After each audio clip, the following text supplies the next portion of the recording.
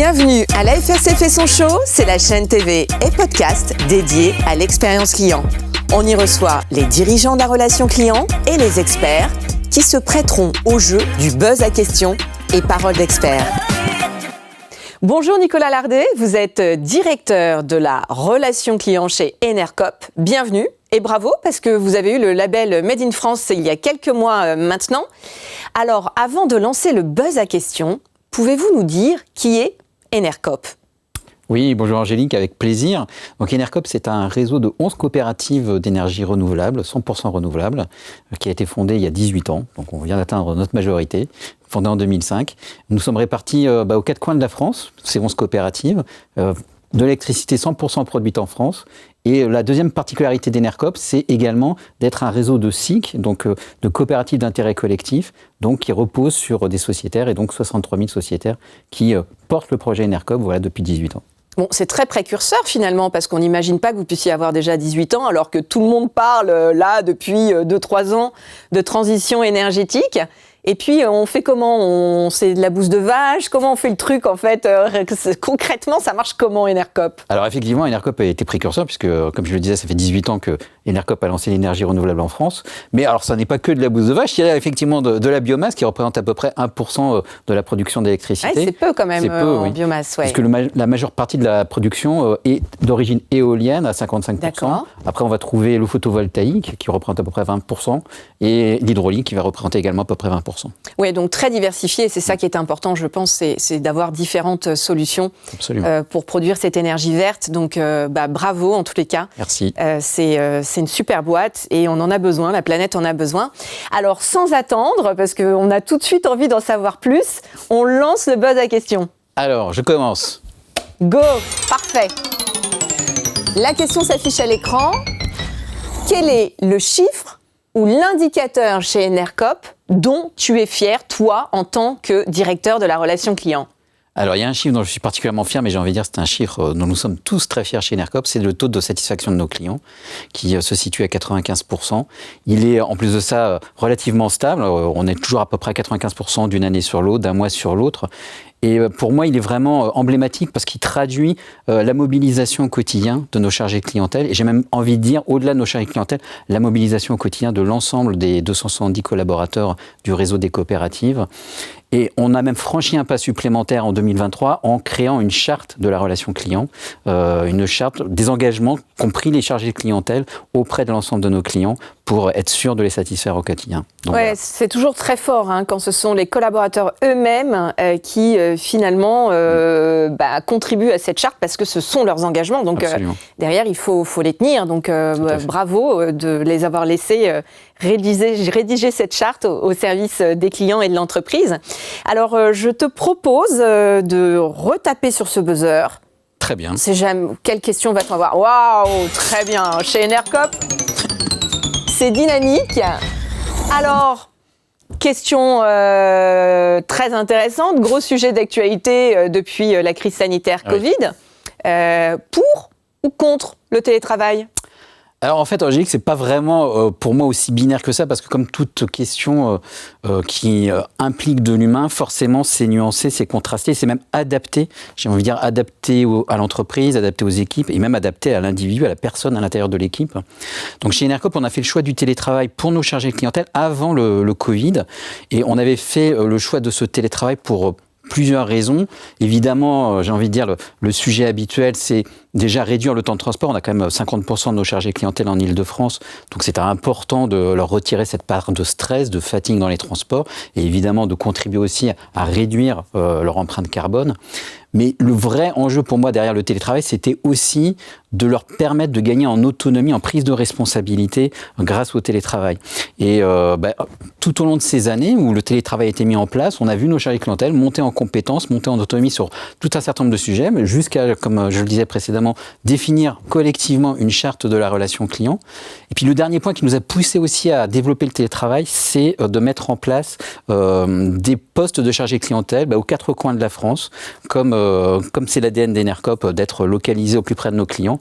Grâce au télétravail, on a pu proposer soit des chargés de clientèle qui étaient positionnés à Paris de partir travailler en province, soit de recruter des talents en région qu'on n'aurait pas eu l'opportunité de recruter si on ne disposait pas du télétravail. Donc des jolies mobilités. Absolument. Ça, c'est top quand c'est possible et que tout le monde peut en profiter et que ça répond à un projet. Donc ils doivent être très contents d'avoir pu profiter. J'espère. Ouais, certainement. S'ils sont montés en compétence, c'est qu'en plus ils le rendent bien et donc c'est génial. Eh bien, je te propose de rebuzzer. Alors tu as buzzé avec le pied droit. Qu'est-ce que tu nous fais maintenant? Qu'est-ce que je vais faire? Qu'est-ce que tu vas faire? Oh, il le fait! Allez, go! Eh oui, le Made in France, est-ce que c'est important pour toi? Et oui, puisque donc, comme tu l'as dit, on a été certifié 100% France par la FRC, Service France Garantie en 2023. Donc évidemment, c'est très important pour Enercop. Alors j'ai envie de dire, pour Enercop, c'était naturel d'être 100% France. D'ailleurs, on ne se posait même pas la question. C'est en fait nos clients qui nous interrogeaient régulièrement et qui nous disaient « Mais votre centre de relations clients, il est où exactement en France? D'où vous me répondez ?» etc. Et donc, à force d'entendre ces questions posées par nos clients, on s'est dit, visiblement, il faut qu'on leur certifie, qu'on leur confirme qu'on est bien positionné en France. Et donc, on a fait le choix de cette certification. Et pourquoi affirmer cette localisation en France? Pour 3 grandes raisons. La première, c'est évidemment d'affirmer notre proximité territoriale avec nos clients. C'est important. On a un réseau de coopératives, donc c'est important de montrer que nos chargés clientèle sont en France. C'est aussi parce qu'on a vraiment à cœur de soutenir les emplois de la relation client en France. Il y a beaucoup d'entreprises qui font le choix de les positionner à l'étranger. Et nous, ça nous paraissait important dans notre plaidoyer de dire Enercop soutient également les emplois de la relation client en France. Et puis c'était aussi l'opportunité d'aider à l'insertion en France également. On a noué un partenariat il y a 4 ans avec Handicall, qui est une entreprise adaptée. 75% de ses salariés sont en situation de handicap. Et aujourd'hui, tout le niveau 1 de notre relation client est assuré par ces chargés de clientèle d'Handicall. Très joli, bravo. Écoute, on résiste pas, buzz encore. Allez, plus sage.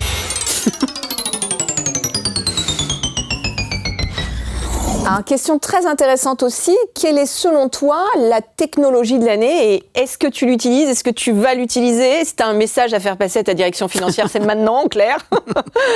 Alors oui, évidemment, je vais peut-être pas être très original, mais c'est vraiment pour moi une révolution, c'est l'intelligence artificielle générative. Alors pourquoi c'est une technologie vraiment innovante? C'est évidemment sa capacité à analyser en masse de la donnée, à la construire, à la restituer, à proposer des analyses. Alors évidemment, chez Enercop, l'ambition, ça n'est absolument pas de remplacer nos chargés clientèle parce qu'on est vraiment très attaché à une relation client à visage humain. En revanche, cette intelligence artificielle, elle nous apporte la capacité d'analyser l'ensemble des verbatims de nos clients, quels que soient les canaux, chat, téléphone, courriel, etc. Et puis d'analyser les enquêtes de satisfaction. Et du coup, en fait, de piloter en temps réel l'expérience client comme on pilote les canaux traditionnellement dans la relation client. Là, ça nous apporte vraiment une brique supplémentaire. En temps réel, on sait qu'est-ce qui se passe bien du point de vue des clients, où sont les irritants et quel plan d'action il faut immédiatement lancer. On n'est plus dans des semaines d'analyse, de décortication de textes. On est vraiment en temps réel. Je sais pas, il y a une évolution au marketing.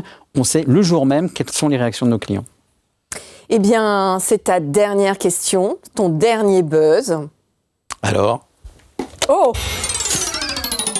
Buzzer avec le front, on ne l'avait jamais fait encore. Donc vraiment, bravo, tu oses et c'est important d'oser. Alors, quelle personnalité t'a le plus influencé en relation client? Alors en fait, c'est pas une personnalité, ce sont des personnalités. Donc je vais tricher un petit peu, mais c'est vraiment une réalité. Ce sont les clients. Ça fait 25 ans que je travaille dans la relation client et ça fait 25 ans que les feedbacks des clients, les attentes des clients me nourrissent. Et j'ai même envie aujourd'hui de rendre particulièrement hommage aux clients d'Enercop parce que ces dernières années ont quand même été difficiles avec la Covid, avec la crise de l'énergie en Europe depuis 2021, avec l'inflation en ce moment. Et les clients d'Enercop, ils ont été résilients, ils ont été engagés auprès de la coopérative. Et donc tous les jours, ils nous insufflent de l'énergie, ils nous insufflent de la volonté de poursuivre dans le projet Enercop, d'améliorer encore le projet Enercop. Et je les trouve d'autant plus admirables qu'ils vont même au-delà d'Enercop. Ils sont engagés auprès de notre coopérative, mais ils soutiennent également d'autres coopératives comme Télécoop dans les télécoms, comme Mobicop dans les transports, comme la NEF, la banque éthique. Et vraiment, ça a été une vraie découverte pour moi que le client Enercop. Donc merci. Ouais, je trouve ça très beau comme mot de la conclusion, de se dire qu'effectivement ce sont les clients qui nous influencent dans notre quotidien et dans notre vécu de professionnel de la relation client. Moi, merci parce que c'était très rafraîchissant. Voilà, une entreprise et des équipes au service de la transition énergétique. Voilà, une implantation au plus près des coopératives, de ceux qui font demain, donc un tissu local important. Une entreprise aussi inclusive. Oui. Et donc, bravo pour tout ce que vous faites. Et puis, le client. Et donc, merci beaucoup pour ton témoignage. Merci d'avoir été avec nous dans la FRC fait son show. Merci.